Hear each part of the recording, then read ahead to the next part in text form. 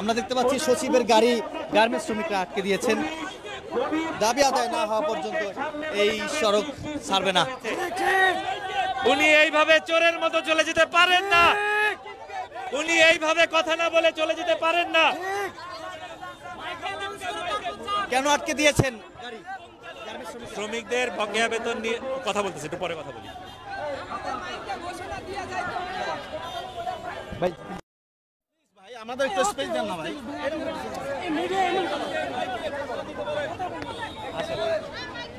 আসেন, আপনি ঘোষণাটা দিয়ে যান। আপনি ঘোষণাটা দেন। শুনেন শুনেন, আপনি ঘোষণাটা দেন, যা করার আপনি করেন। আস্তে আস্তে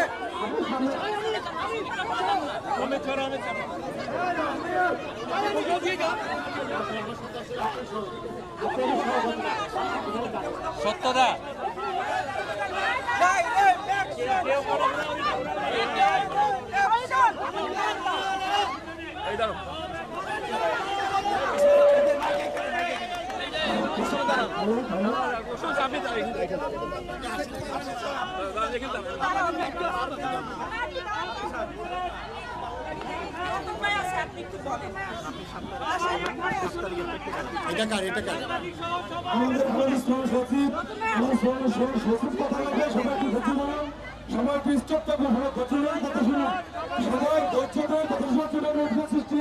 সকল শ্রমিক ভাই বোনদের একদম স্টপ থেকে কথা শোনার জন্য অনুরোধ করছি।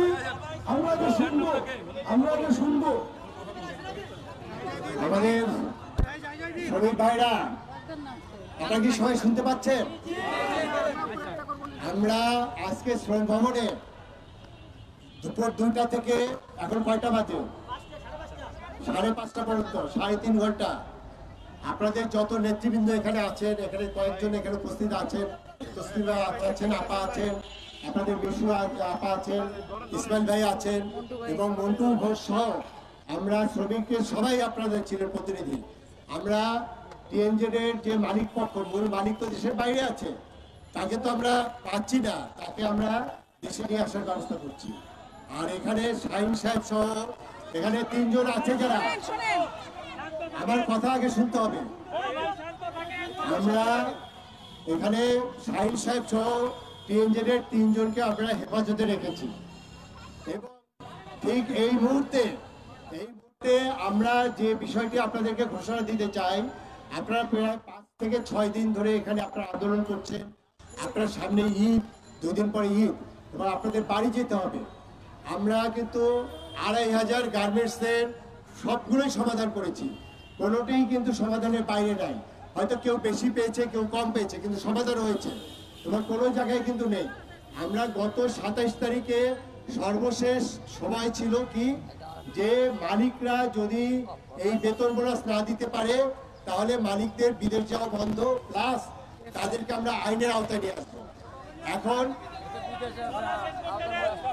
এই আইনের আওতায় আনার ক্ষেত্রে যেটা হয়েছে দেখেন, আমরা 5টা গার্মেন্টসের নিয়ে সমস্যা ছিল সর্বশেষ, তার মধ্যে মাহমুদ গার্মেন্টস, সেটা একটা সমাধান হয়েছে। আমাদের আরেকটি আছে স্টাইল ক্রাফট, সেটার একটা সমাধান হয়েছে। একটা আছে রোড গার্মেন্টস, সেটারও আমরা সমাধান করছি 27 তারিখে। কিন্তু টিএনজেড এর যে সমাধান, সেটি 27 তারিখ সন্ধ্যা 6টা 6:30 পর্যন্ত ব্যাংকের যা কিছু আছে নিয়ে সেখান থেকে মাত্র 1,05,00,000 টাকা ম্যানেজ হয়েছে। এর বাইরে আপনাদের যেটুকু আমরা হিসাব করে দেখলাম 17 কোটি টাকা দরকার সমস্ত দেনা পাওনা, আর হলো আপাতত আরেকটা হিসাবে দেখলাম যে 10 কোটি টাকার মতো। এখন যে জিনিসটা হয়েছে যে ঠিক এই মুহূর্তে তারা প্রতিশ্রুতি দিয়েছিল যে 27 তারিখ আর আজকে মধ্যে 29 তারিখের মধ্যে 4টার মধ্যে যদি তারা ব্যাংকের বেতন থেকে ওখান থেকে যদি দিতে পারে তাহলে সমাধান হবে, না হলে তারা ফ্যাক্টরির মেশিনপত্র বিক্রি করে আপনাদের এই বেতনের ব্যবস্থা করবে। আমি 2 ব্যাংকের ম্যানেজার সহ তাদেরকে এখানে নিয়ে এসেছিলাম। টিএনজেড এর যে কর্তৃপক্ষ যে কথা বলেছে সেই কথার সাথে কিন্তু ব্যাংকের যে হিসাব সেটা মিল নাই, অর্থাৎ ঠিক এই মুহূর্তে ব্যাংক থেকে কোনো সাপোর্ট দেওয়া যাচ্ছে না। আমরা বাংলাদেশ ব্যাংক থেকে যদি ব্যাংক খোলা থাকতো, একটা স্পেশাল লোন ক্রিয়েট করে আমরা সেটার ব্যবস্থা করতে পারতাম। ইভেন আমি শেষ করি। আর একটা জিনিস হলো যে সর্বশেষ সর্বশেষ আমাদের একটা সোর্স আছে, সেই সোর্সটা বন্ধ, যেটা সেন্ট্রাল ফান্ড। সেটি কেন? কারণ হলো যে আপনার আজকে যদি আমরা চেক দেই, সেই চেক তো ব্যাংকে আর আপনার এটা ক্যাশ করা যাবে না।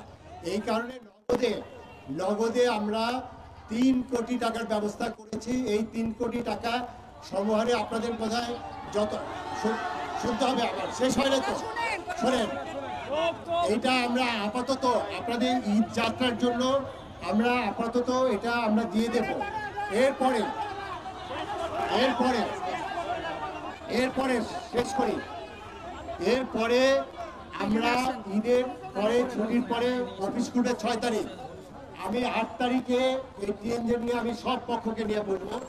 8 তারিখ থেকে আমরা আপনাদের পার্মানেন্ট সমাধান, সেই পার্মানেন্ট সমাধানটা কি, এই ফ্যাক্টরি কি চলবে, না এই ফ্যাক্টরি লে অফ হবে, না এই ফ্যাক্টরি পুরো বন্ধ করে দিয়ে আপনাদের সমস্ত দেনা পাওনা সার্ভিস বেনিফিট দেওয়া হবে, সেই সিদ্ধান্তগুলো হবে তখন। আপাতত মেশিনপত্র বিক্রি করে মালিক যে প্রতিনিধি আছে, শাহিন সাহেব সহ আমাদের হেফাজতে আছে, সেখানে বসে আপনার এই মেশিন বিক্রি করে আপনাদের এই পরিশোধ করাবে। আপাতত এইটুকুই আমার জানা আছে। এর বাইরে যদি আপনাদের কোনো বক্তব্য থাকে, সেই বক্তব্য অনেক কিছুই থাকবে, কিন্তু একটা ঠিক যে আমরা সব কিছু সমাধান করেছি। লাস্টে সেই টিএনজেড, এটা আজকে প্রায় 3.5 ঘন্টা মিটিং করে আমরা এটা করেছি। আশা করব আপনারা, আপনাদের যারা শ্রমিক লিডাররা সেখানে উপস্থিত ছিলেন, সমস্ত শ্রমিক লিডাররা উপস্থিত ছিলেন এবং সেখানে বসে আমরা এই সমাধানে এসেছি। আমি আশা করব আপনারা এটা মেনে নেবেন এবং আমি আপনাদের কথা দিচ্ছি, আমি শ্রম সচিব হিসাবে সরকারের পক্ষ থেকে আমি আপনাদের কথা দিচ্ছি, আমরা 8 তারিখে বসে যেটা আছে সবকিছু যেটা আছে সেটা 17 কোটি না 20 কোটি, সেগুলো আমরা সমাধান করব। 8 তারিখ এটা দায়িত্ব আমি নিয়েছি।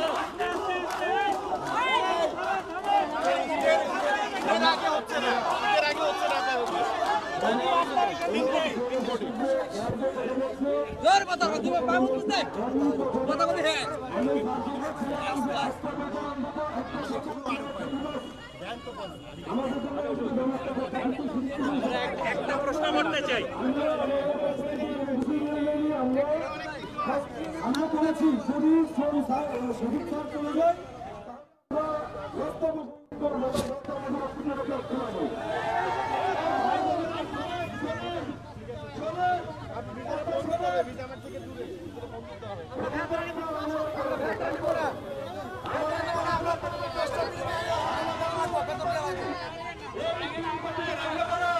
আমরা এখানে থাকবো, ফেরত দিয়ে দেবো, আমরা কি করবো সেটা আমরা ঠিক করবো।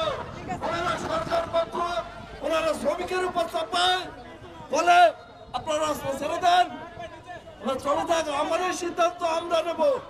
আসেন, শাহিন আছে, শাহিন ডিরেক্টর শাহিন উপরে আছে, হেফাজতে আছে,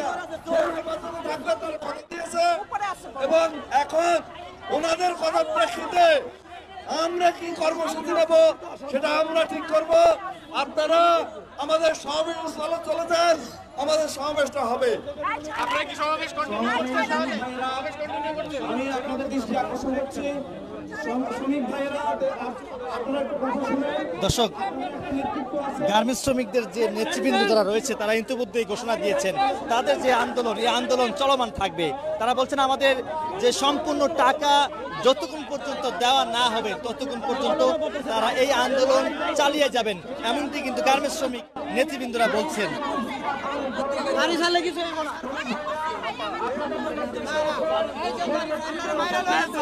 আপনাদের যে পরবর্তী কর্মসূচি, সেই কর্মসূচি আপনারা ঠিক করবেন। এখন আপনাদেরকে পরবর্তী কর্মসূচির জন্য আপনারা মূল সমাবেশের স্থলে আমাদের সমাবেশের যে মূল গেট, সেই গেটে যাওয়ার জন্য আহ্বান জানাচ্ছি। আমি সবাইকে মূল গেটে যাওয়ার দর্শক, শ্রম সচিব যে ঘোষণা দিয়েছেন তিনি বলেছেন যে ঈদের পরে আসলে যে মালিক পক্ষের যে মেশিন রয়েছে সেই মেশিনপত্র বিক্রি করে তাদের যে টাকা, পাওনা টাকা, সেই পাওনা টাকা পরিশোধ করা হবে, এমনটি কিন্তু সচিব এখানে ঘোষণা দিয়েছেন।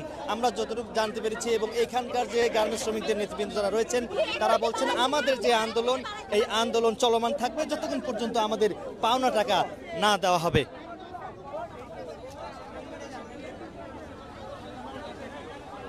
সচিব মহোদয় তিনি আসলে ঘোষণা দিয়েছেন আপনাদের টাকা ঈদের পরে মেশিং পত্র বিক্রি করে দেওয়া হবে। বুয়া বুয়া মানে বুয়া দেয় না মেলা মেলা কইছে দেড় দিন আগে খালি মিথ্যা কথা খালি দিনের মিথ্যা কথা দেয় না আঙ্কেল বোকা দেয়। এখন আপনারা কি সিদ্ধান্ত নেবেন? আপনারা কি এখানে থাকবেন? আমরা আঙ্কেল ভাই পড়াশোনা দিব আমরা নিয়ে চলে যাবো। আমরা মাছ চালছিয়া আজ 7 দিন হলো এই জায়গা পড়ে আছি। আঙ্কেল অবস্থা কি কাহিল সবাই দেশে গেছে আমরা কি নিয়ে দেশে যাবো? আমরা ওই কয়েকটা কি করবো? রুম ভাড়া দিব না খামোই না রুম ভাড়া দিব না ছল ফেলা ঈদের খরচা হরমু কিটা করবো স্যার?